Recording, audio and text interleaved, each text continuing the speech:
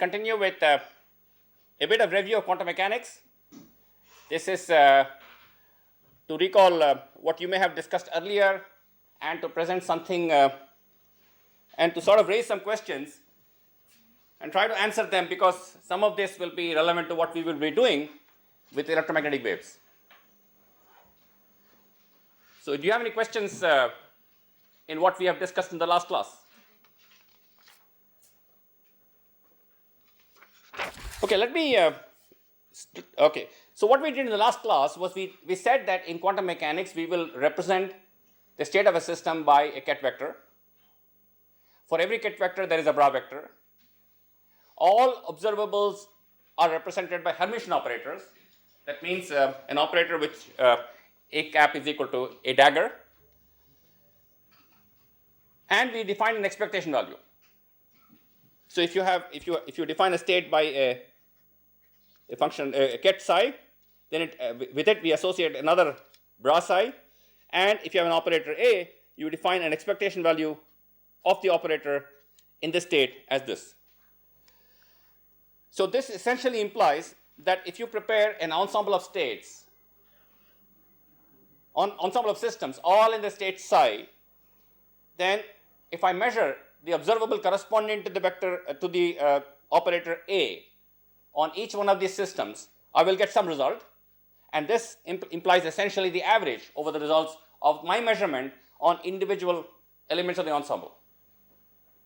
So if, for example, A corresponds to momentum operator and psi corresponds to some system, a particle for example, this implies that I prepare a large number of particles in an identical state.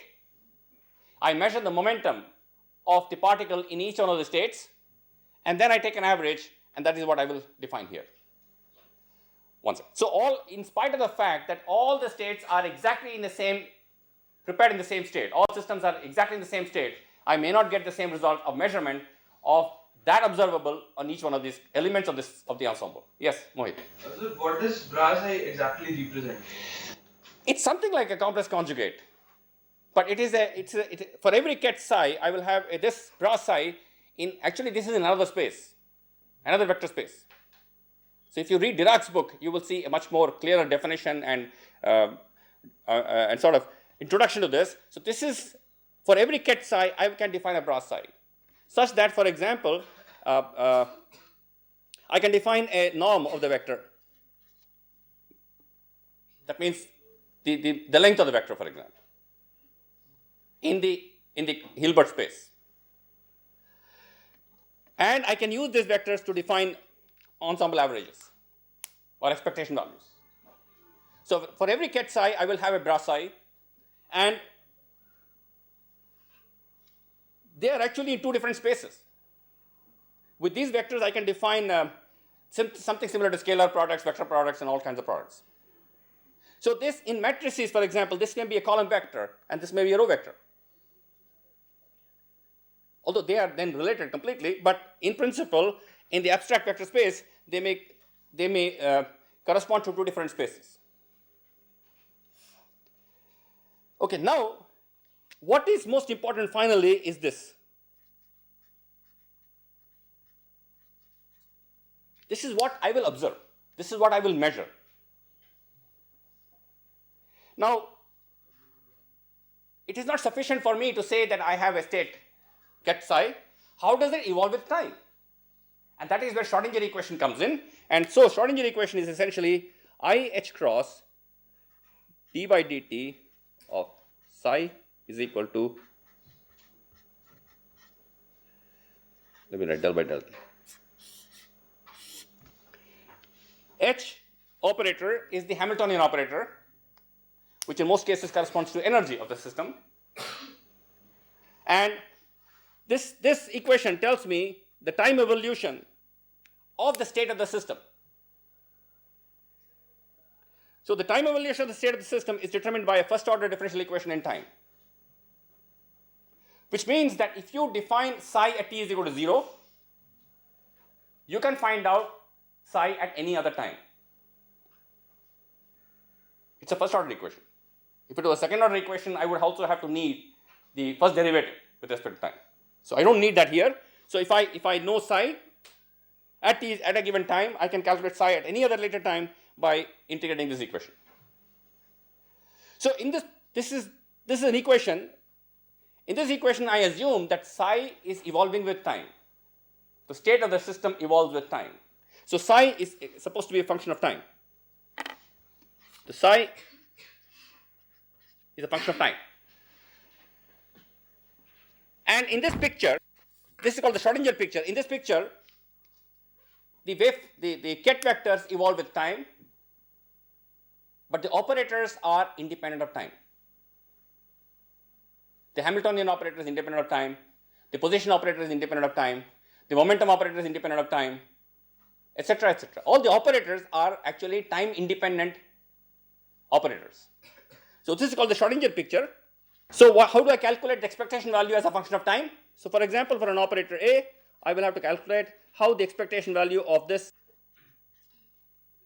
is expectation value of A.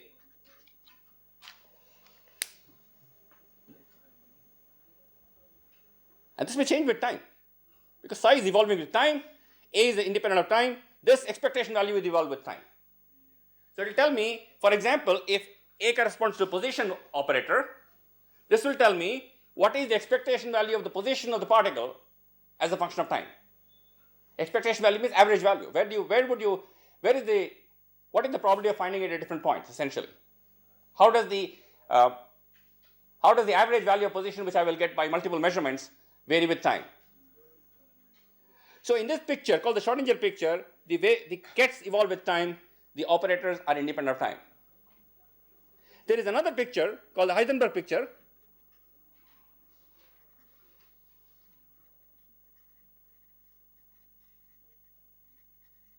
In fact, that came before Schrodinger picture, in which the operators evolve with time, the state vector is independent of time. So I will have some psi, A as a function of time, psi. I have shifted the time variation from the state vector to the operator. So in the Heisenberg picture, the state of the system is fixed. The operators evolve with time. So the expectation value still evolve with time. Now obviously, the expectation value cannot depend on what fix I use to describe a system. So these two expectation values have to be the same. So there is a relationship between the way psi varies with time through the Schrodinger equation and the way the operator will vary with time. So for example, I may like to write like this. So this is in Schrodinger picture, S subscript S, and this is Heisenberg picture. I put subscripts H for Heisenberg picture, subscript S for Schrodinger picture. So I would have a situation where the wave mechanics that you must have studied uses the Schrodinger picture where the wave functions evolve with time and the operators are independent of time. Okay, the energy operator, the momentum operator, the position operator, they're all independent of time. They're operators fixed with time. I can actually go from the Schrodinger picture to the Heisenberg picture by what are called as unitary transformations, but I can make the wave function, the ket independent of time and move the time dependence to the operator. So I have an equation in the Schrodinger picture how the wave function or how the eigen ket evolve with time or the kets evolve with time. In the Heisenberg picture, I would have an equation of how the operators evolve with time. That's called the Heisenberg equation of motion. And Heisenberg picture is closer to classical mechanics, because in classical mechanics you will say how momentum varies with time, how position varies with time, how energy varies with time. This will tell you how the operator corresponding to momentum varies with time, how the operator corresponding to something else varies, position varies with time. So the equations of Heisenberg equations of motion will be very similar to the classical equations.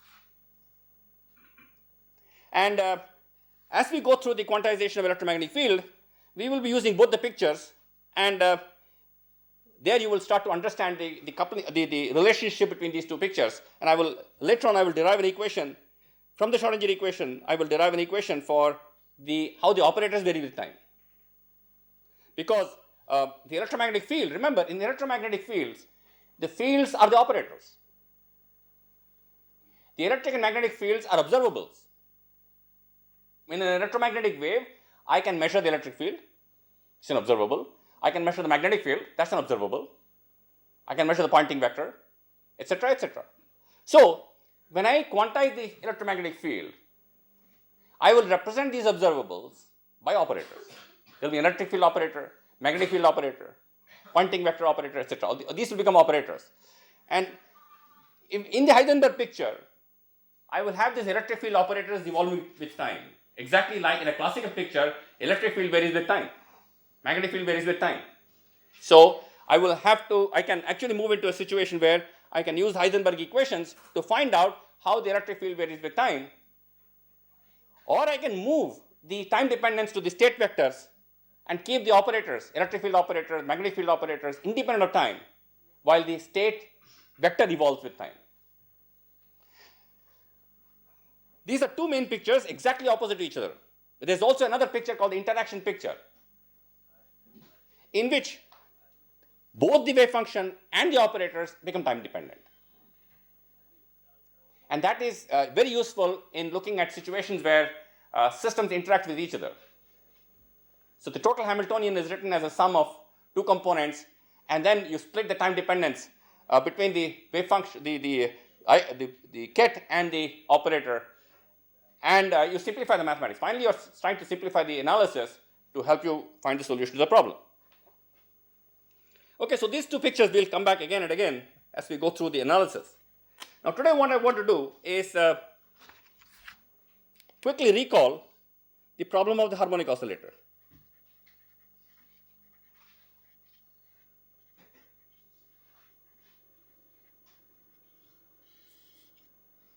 That means it's a system in which the potential energy goes as half kx squared, proportional to the square of the displacement from a point.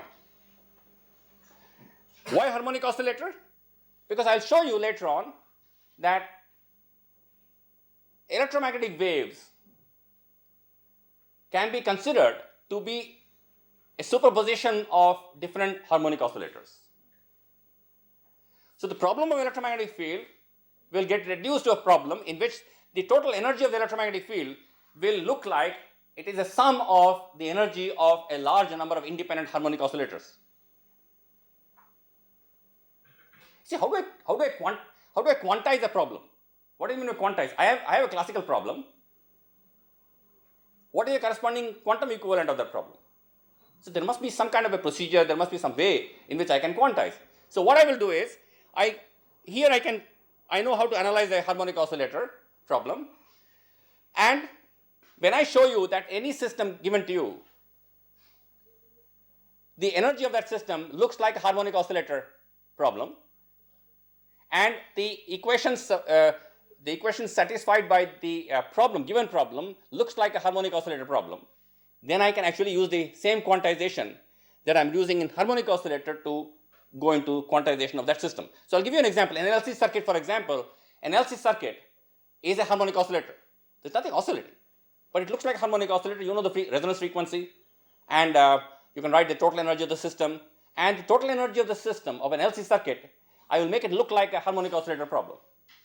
And once I have the solution for a harmonic oscillator, I can quantize the LC circuit, which means the energy of the LC circuit cannot become zero. There will be 0 point energy. There will be fluctuations.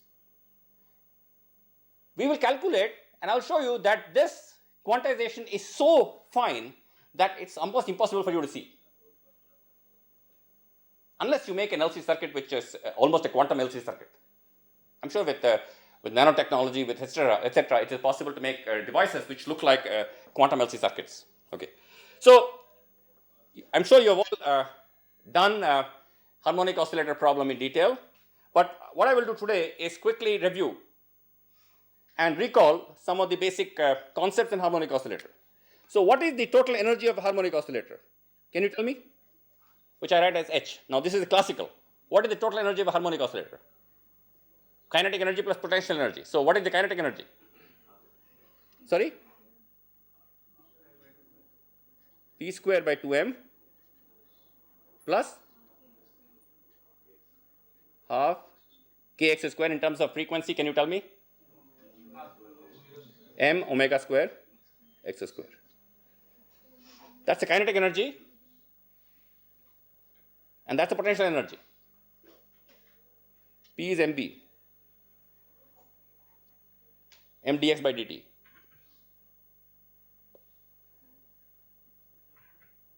I'm writing in a form which contains the position and momentum, and this is called, H is called the Hamiltonian.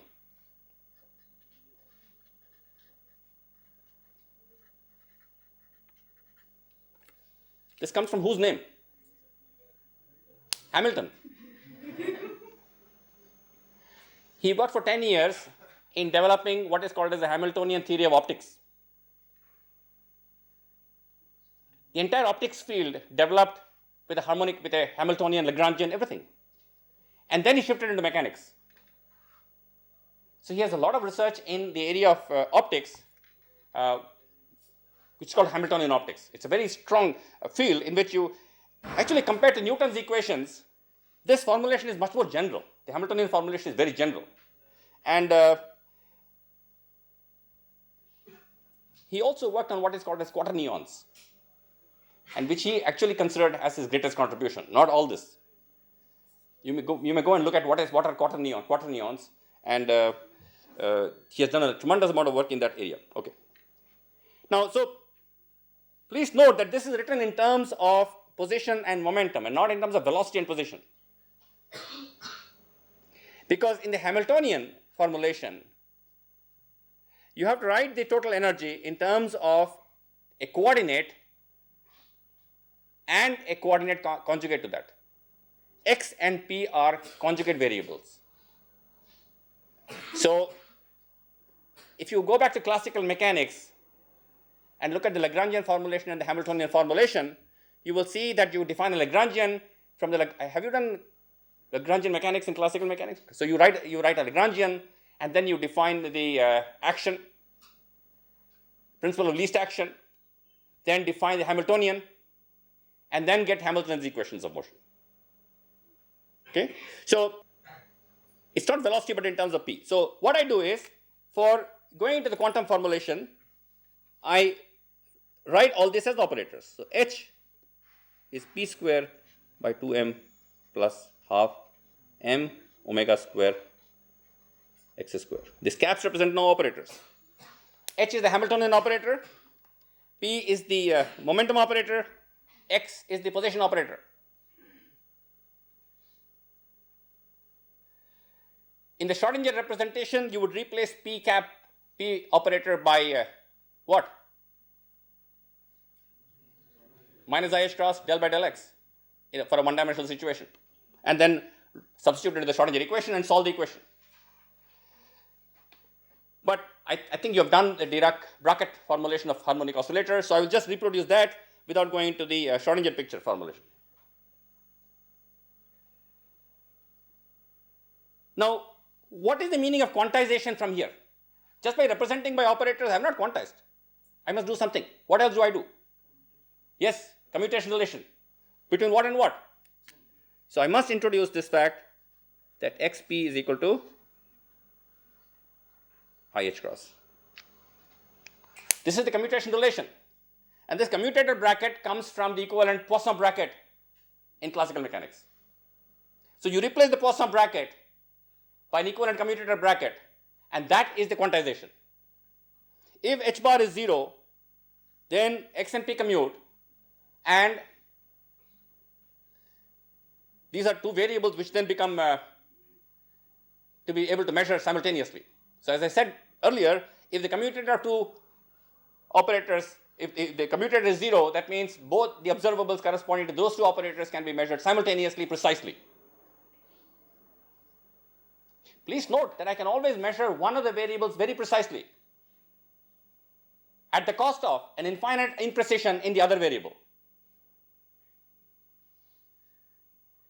So this is the quantization condition which I impose on this, and I then have to solve the problem. So what is the so what I want to do is I want to calculate, the next problem is I want to calculate the eigenvalues of the energy operator.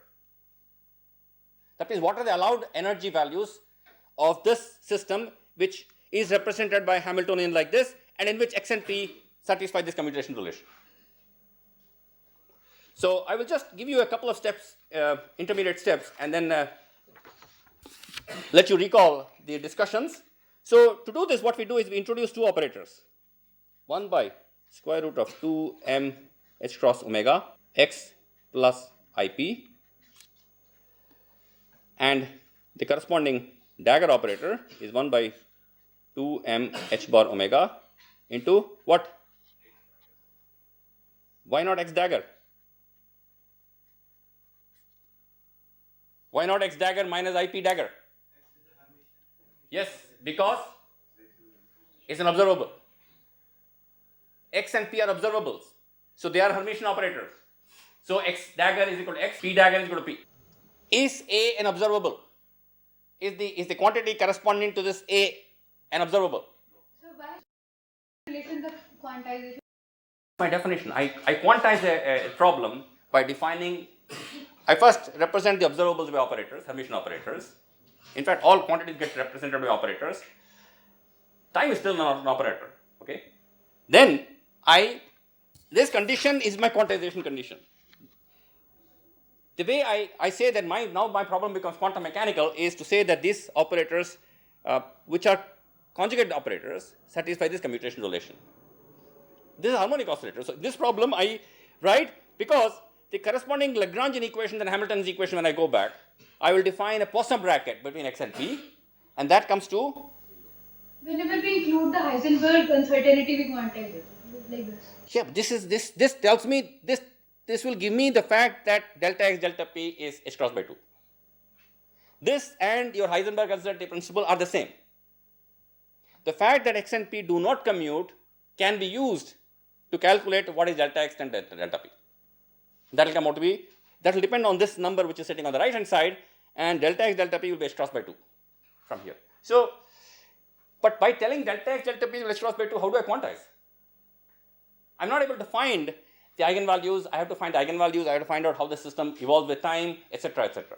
So, in this problem, my quantization essentially implies that xp commutator is now IH cross, because the corresponding xp Poisson bracket was how much? Do you remember the Poisson bracket?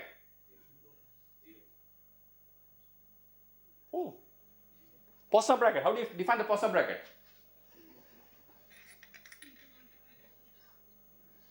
Poisson bracket between two quantities. You have done classical mechanics, right? G, for example, two functions.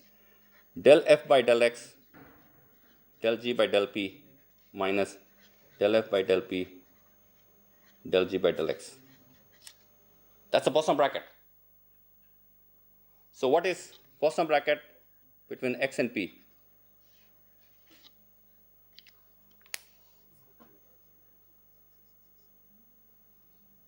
This is for any two variables, f as a function of xp, g as a function of xp. So that's the Poisson bracket. And that comes when you actually derive the equations in the Hamiltonian formulation. Yes, what is the value of xp? Poisson bracket. 1. This is 1, this is 0.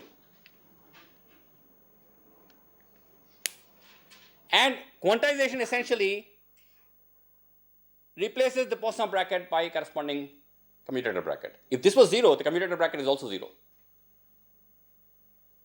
So this is the way Dirac introduced quantization into the picture. I replace observables by operators, and I replace the Poisson bracket by the commutator bracket, with, of course, an IH cross sitting. So you have to go back and read Dirac to get a little more clearer picture in terms of what is the meaning of quantization and what. This is for harmonic oscillator we are discussing. So if you have given some other problem, how do I quantize the problem? If the problem reduces to an equivalent harmonic oscillator, I have no problem, because I know how to quantize a harmonic oscillator. But it's not necessary. Okay, so okay. Is A a Hermitian operator? Why did you say no? A dagger is not equal to A. So A is not a Hermitian operator. So A is not an observable. Anything that corresponds to A and A dagger are not observables because A is not a Hermitian operator.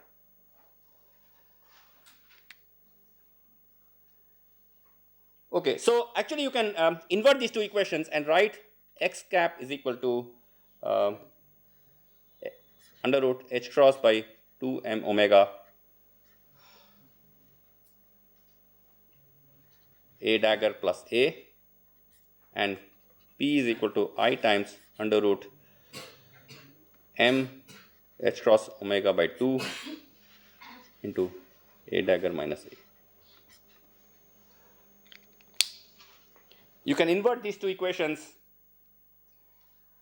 to get x cap, x and P in terms of A and A dagger. Okay, now, so let me do one or two steps and then I will leave the remaining steps to you. So let me calculate A dagger.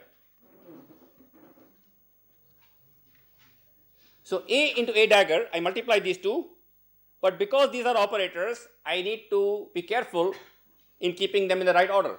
So if I if I take a product of these two, I'll get 1 by 2 m h cross omega into x plus IP into x minus IP. So this is equal to 1 by 2 m h cross omega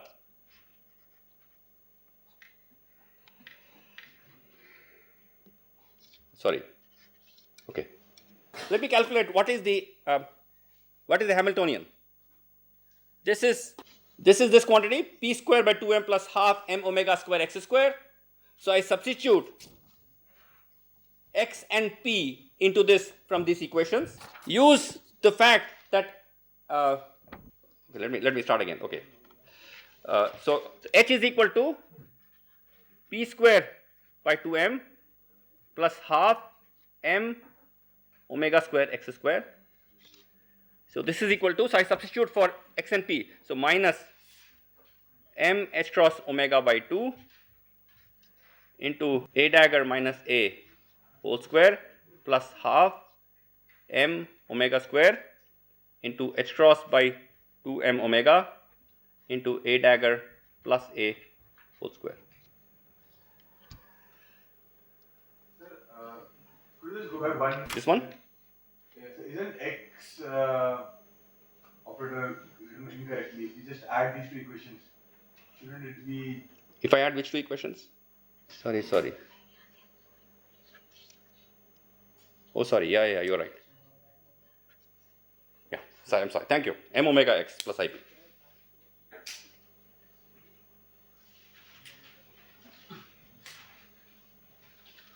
Okay. So what I do is, so to calculate this, when I expand this, I need to keep the fact that A and A dagger may not commute. So to calculate whether A and A dagger commute, I need to calculate this. So A dagger minus A dagger A. Now you can substitute the expressions for A and A dagger given here into this equation. Use the commutation relation between x and p and show this is equal to, do you remember? 1. So A dagger minus A dagger is equal to 1. So you have to substitute expressions for A and A dagger from here into this equation. Remember that x and p do not commute. So x into p is not equal to p into x. Use this commutation relation between x and p and simplify to get A dagger commutator is equal to 1. So this is just a recall of your analysis that you've done. And then I use this in simplifying this equation, because now I have A dagger, A dagger, etc. coming here, and I leave it to you to show that H operator is H cross omega by 2 A dagger A plus A dagger. Or if I use this commutation relation, this is H cross omega into A dagger A plus half.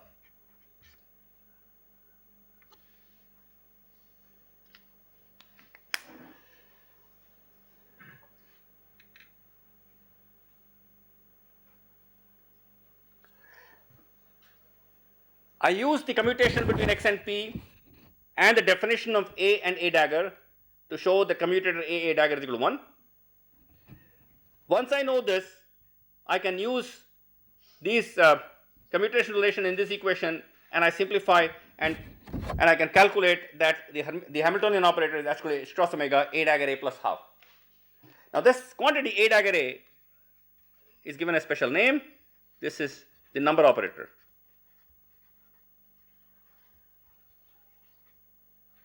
Because as you will see, this is related to the state of excitation of the harmonic oscillator. How many quanta of excitation are present in the harmonic oscillator?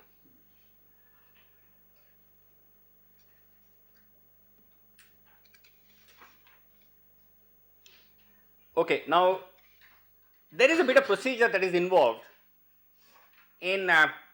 So what is my problem is to solve this equation. Remember, I had defined an eigenvalue equation. This is an eigenvalue equation to calculate the eigenvalues of the Hamiltonian operator, which I'm calling E, and the eigenkets ket E. Such an equation is called an eigenvalue equation. E corresponds to the eigenvalues, and these correspond to the eigenvectors or eigenkets. So I don't want to go through the algebra now. So I will ask you to go back and refer to your quantum mechanics notes that you must have done before, and show that the energy eigenvalues are given by En is equal to n plus half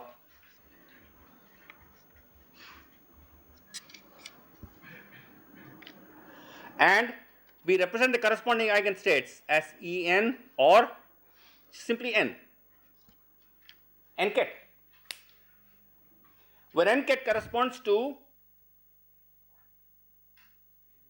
energy En is equal to n plus half h cross omega.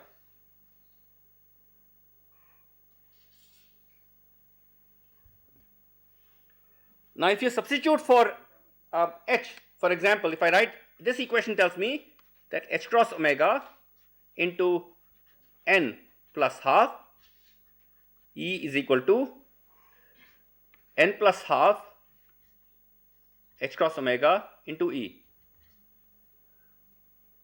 So this implies that n E is equal to n E. So this n operator is called the number operator. It tells me the value of n.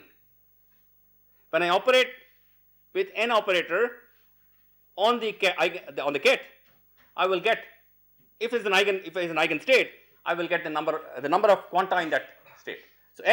So here this equation tells me essentially that the energy of the harmonic oscillator is quantized.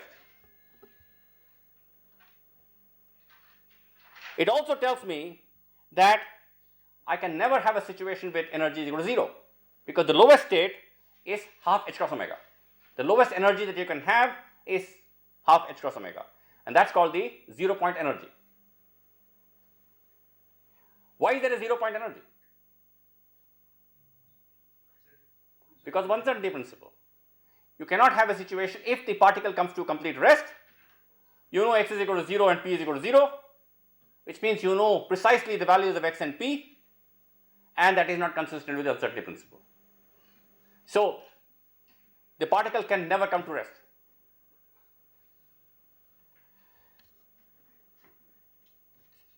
So n values are integers, so you can have half h cross omega, 3 by 2 h cross omega, 5 by 2 h cross omega, etc. So every time you can only increase or decrease the energy by h cross omega. Now this A, how much is this? Do you remember? Root n minus 1. And A dagger n is equal to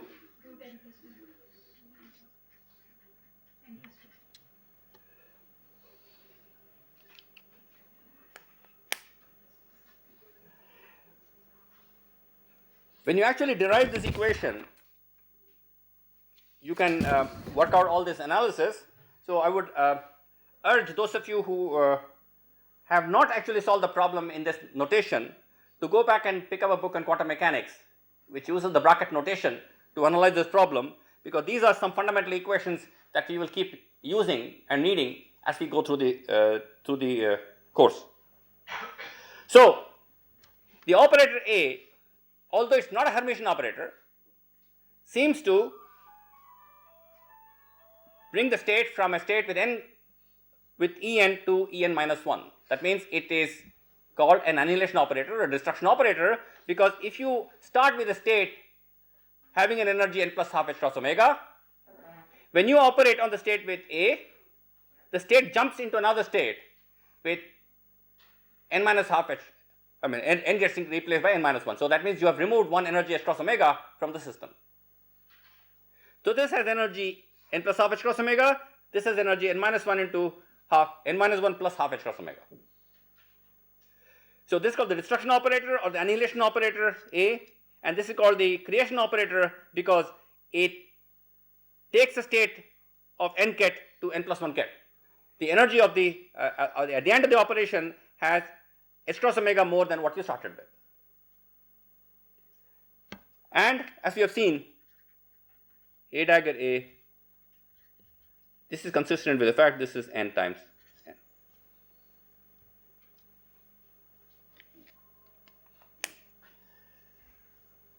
Okay, so these are the eigenstates,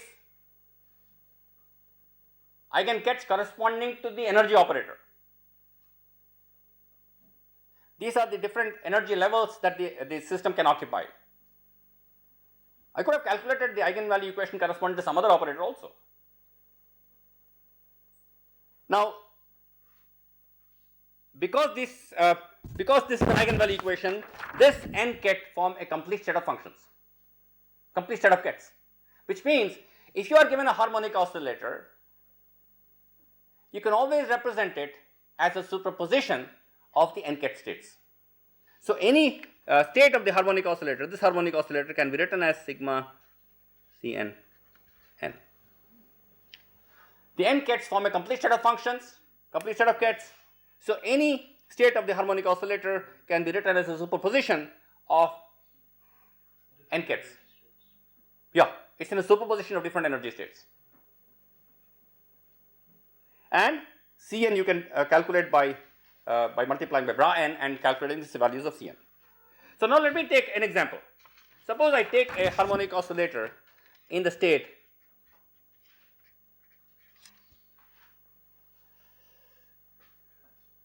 so this means this has an energy E is equal to 3 by 2 h cross omega. Now I want you to calculate expectation value of x. That means I have a large number of harmonic oscillators all created in the one ket state.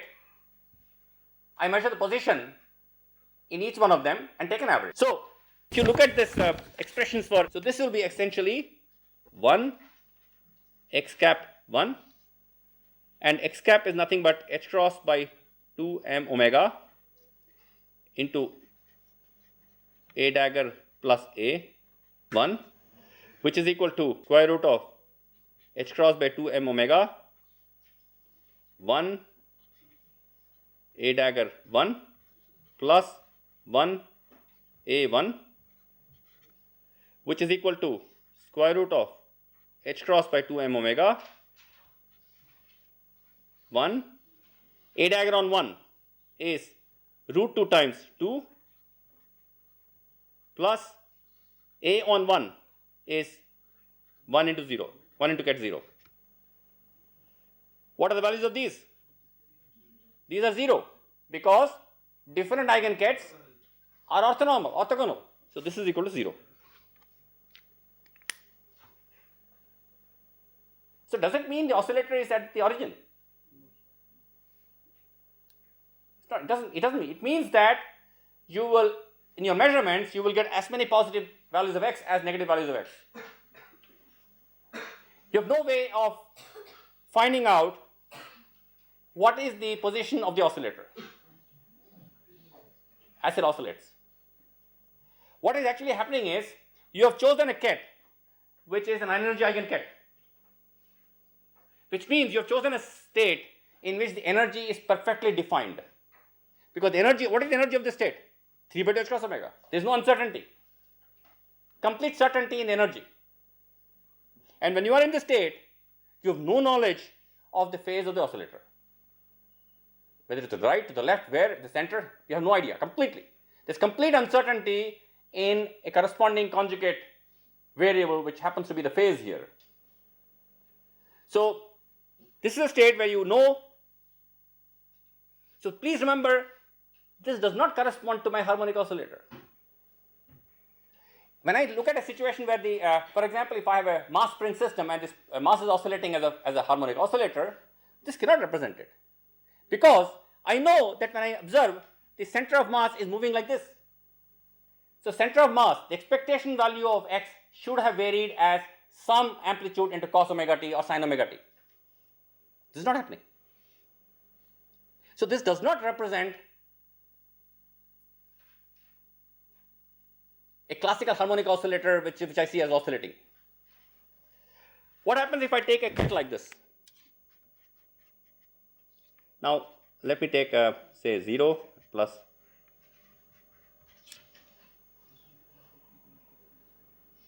what is the condition on A and B? Mod A square plus, okay, A and B can be complex. Okay. So, let me take a state which is 1 by root 2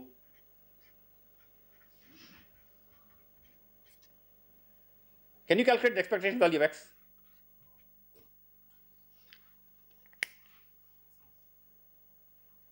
Okay, I'll leave it this. I think I'll leave it this problem. Please calculate the expectation value of x of this harmonic oscillator in the state, and you'll find that it is not 0. Because x operator contains a and a dagger, if this state contains a superposition of two neighboring n value states, then you will get a finite expectation value of x. If I take 0 and 2, expectation value of x will become 0 again. Because there is an operator a, because you will have operator sitting here, and if this has to be finite, a dagger or a should have changed this number by 1, either increased or decreased by 1, and with the corresponding bra on the other side. So, this will have a finite x expectation value. So, I leave this problem to you to calculate both this and this. And I want you to calculate the following.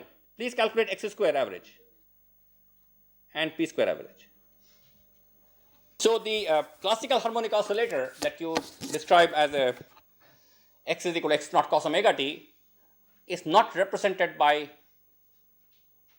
one of the energy eigenkets. It's a superposition state, and it's a state called the coherent state, and we will discuss this in when we come to the electromagnetic fields, because the light coming out from a laser is in a coherent state. And so, when we discuss that, we will things will become clarified. Yeah. Any questions? So this part, the single state doesn't represent classical oscillator. Yeah. Because expectation value of this x is 0.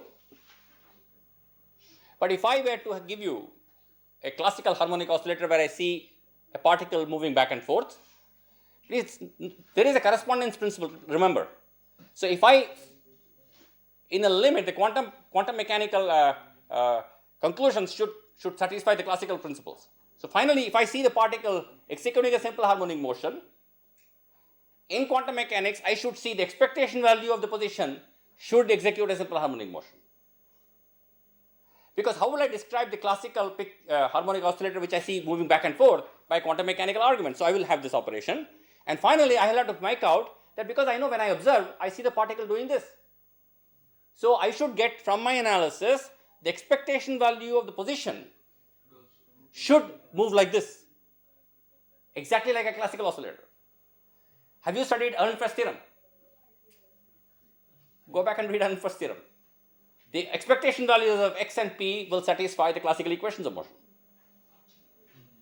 So, if the classical equation of motion for x is x naught cos omega t, the expectation value of x should have been x naught cos omega t.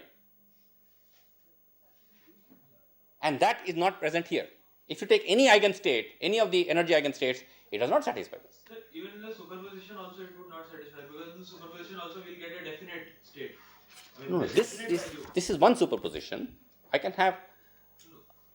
I will have some superposition state. Okay. That would give me a definite value of the expectation value.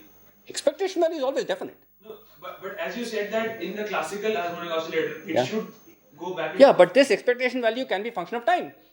This is what this one you try to find out. What is x average in this state? You will find it's a function of time, because x contains. Oh, no, we have not discussed the time variation at all. Yeah. Sorry, we have not discussed the time. Okay, I'll bring that next time. I'll bring it next time. Yeah, because this is only at t equal to 0 you're calculating. This is Yeah. all stationary state. Yes. No, not stationary. Okay, I'll come back to it. I have to write down the time dependence of the states, which I will obtain by solving the Schrodinger equation. How will this state vary with time? Suppose I have a state psi.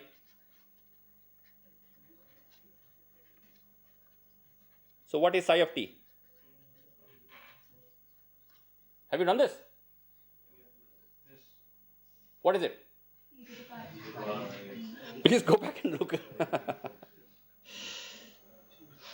to the power I e h t by h. Yeah, so I'll bring that next time.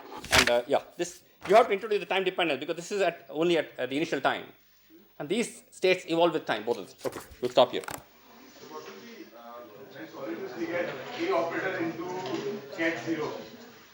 Yeah? So that should 0. should not minus. No, because Cannot, there can be no negative energy. In fact, that is used in deriving this expression for the energy eigenvalues of n plus half h cross omega. So A into 0 ket is 0. That is also apparent from this formula. A into n ket is equal to square root of n into n minus 1. So square root of n is 0 there. So it just becomes 0.